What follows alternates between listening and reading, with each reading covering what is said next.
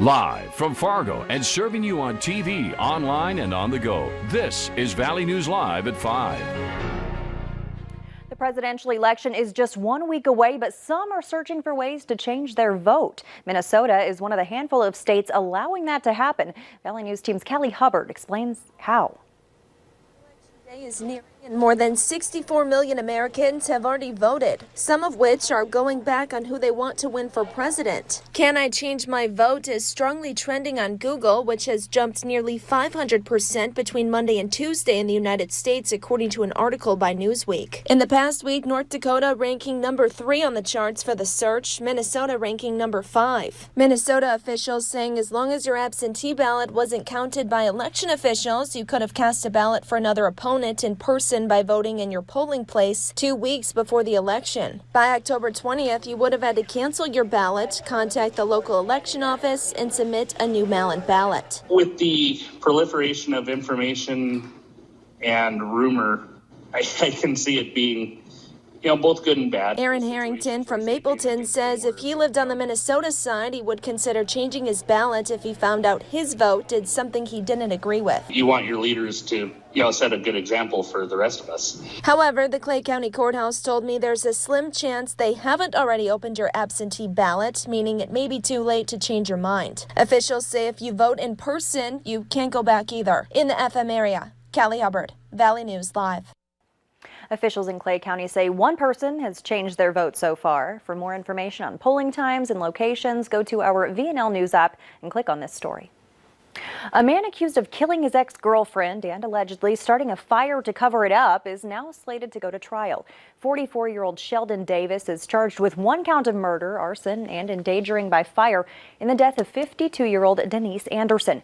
It happened in August of 2019. Documents say Davis told a friend that he had done something bad. The friend told police Davis talked about wanting to kill Denise because of pending domestic and sexual assault charges she filed against him. He's set to go to trial in March.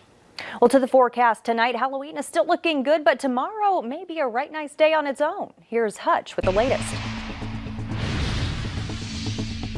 Stacy, thanks so much. Single-digit temperatures is how we started our day, and the wind has shoved some warm air into the valley. As we take a look, though, it's coming at a cost. We're seeing some showers of rain and snow. Now, it's rain out to the west. We're in the central part of the Dakotas. Things are warmer.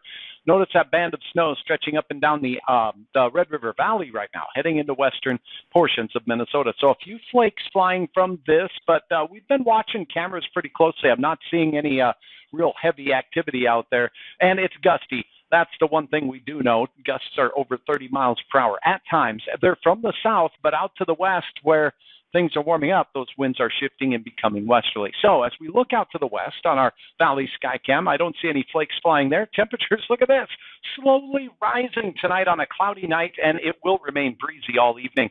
Grand Forks, likewise, steady to slowly rising temperatures this evening, isolated flakes and flurries.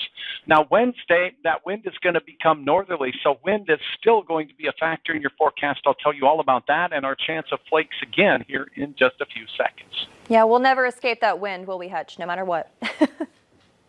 All right. In Grand Forks tonight, a man is in jail after a burglary that led to a 6-hour standoff. Around 10:30 last night, homeowners in rural Grand Forks say they came home to find a man standing inside their house. Sheriff's deputies responded. They say the man saw them, then hid inside the home. Deputies set up a perimeter and eventually called in the SWAT team. Authorities say around 4:30 this morning, 46-year-old Chad Osland came out of the house. He tried to run into the woods before he was taken into custody. Osland is facing charges for burglary and refusal to halt. A 29-year-old man is in jail after police say he stole a car in Dilworth. Cass County deputies responded to reports of a stolen vehicle around 11:15 last night in Dilworth. They say at that time the vehicle was being tracked by GPS near Argusville. They found the vehicle driving southbound on County Road 81 between Argusville and Harwood. Marcos Garza was arrested on multiple charges. The vehicle was returned to its owner. In Devil's Lake tonight, police need your help finding a missing 14-year-old. Hannah Abrahamson has been gone for more than 2 weeks. She left her home on October 11th and has not been seen or heard from since. She's 5'6", 150 pounds with brown eyes and brown hair. If you see her, you're asked to call the Devil's Lake police at the number on your screen. A semi-truck driver is in jail for DWI after his semi caught on fire and damaged a business in Park Rapids. The Hubbard County Sheriff's Office got called Sunday about a semi driving recklessly on Highway 71 north of the city. When deputies arrived, they say the semi was on fire and the driver was still inside. Emergency workers got him out before the truck went up in flames.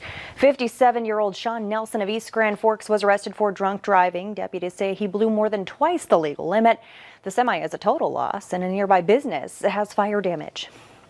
Health experts in North Dakota are reporting a daily COVID positivity rate of 14.82%. There are 896 new cases as of today, with 15 new deaths being reported. That brings the state's death toll to 476. 161 COVID patients are in the hospital. The U.S. is now averaging more than 69,000 new coronavirus cases a day. That's an all-time high. 12,000 people in the U.S. have been hospitalized just the last month, a jump of nearly 40%.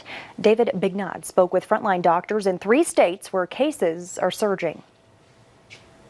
The situation in Utah's hospitals is increasingly dire. Experts are warning that doctors may soon need to confront the unthinkable: rationing health care as beds fill up and staff are stretched thin. Dr. Eddie Stenium is an infectious disease physician there. At this point, there's really no end in sight for us. Our case counts are continuing to rise. Our hospitalizations are continuing to rise. So there's no rounding the curve for us here in Utah. The possibility of having to ration care is also becoming a concern in parts of Idaho, where COVID hospitalizations have more than doubled since the beginning of October. At St. Luke's Magic Valley, Dr. Joshua Kern says roughly 30% of the hospital's 150 patients are infected with coronavirus. It's totally unprecedented. Even during bad influenza seasons, it's not like we see, a third of the patients in the hospital with influenza. It's teetering on the brink, right? We're right there. We need to turn things around or we're going to be in big trouble. To Wisconsin now. Dr. Jeff Potoff at University Hospital in Madison says 4 of his hospital's COVID wings are full, so they're opening another converted wing this week. It's never been worse for us here in Wisconsin, and every day it's not getting better. It's getting a little bit worse. The ice is so thin right now as we try to do everything we can, get as creative as we can to take care of all the patients that need our services. David Begnaud, CBS News, New York. 7 months into the pandemic, thousands of nursing homes are dealing with a shortage of personal protective equipment. An analysis of government data finds that 20% of nursing homes have a less than 1 week supply of one or more types of PPE, such as masks and gowns. Judge Amy Coney Barrett is officially a Supreme Court Justice. Chief Justice John Roberts administered the judicial oath during a private ceremony this morning at the Supreme Court. President Trump celebrated with a White House swearing-in ceremony where Barrett's oath was administered by Justice Clarence Thomas. Last night, the Senate confirmed Justice Barrett to the court with a 52-48 vote. Police shot and killed a 27-year-old black man on a Philadelphia street yesterday after yelling at him to drop his knife. It's sparking violent protests that police say injured 30 officers and led to dozens of arrests. The shooting occurred as officers responded to a call for a person with a weapon. Police spokesperson Tanya Little says officers who arrived ordered the man to drop his knife. Video of that fatal confrontation posted on social media shows officers pointing their guns at the man, later identified as Walter Wallace. Both officers then fired several times. I want to echo your comments in reference to what happened last night. It was very tragic what happened here in the city of Philadelphia. It demonstrates how much more work we have to do in our city to move our city forward.